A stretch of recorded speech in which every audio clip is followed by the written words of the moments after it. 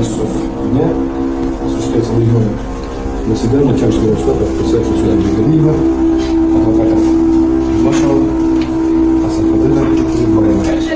Предъявлено обвинение в совершении преступления статьи 222 части 3 пункту 3 Уголовного кодекса Кыргызской Республики, уважаемый суд.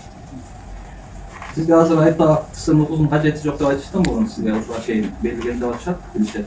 Ошол ұзынған айып боюнча макулсуз го сиз? Макул эмеспиз. Макул эмес. Түсінікті.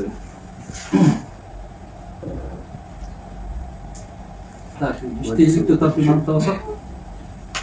Мамлекет айыптар сиздешет. Урматтуу суд, мамлекеттик айыпталуучу күнөөсүн мойнуна албагандан байланыштуу, андыктан күбөлөрдү сурап, андан кийин мамлекет айыпкерди сурап, ишти изилдөө менен жаш сөзгө чыгуу аякталат. Я считаю, уважаемый суд, во-первых, начать, как ранее уже было у нас уже установлено,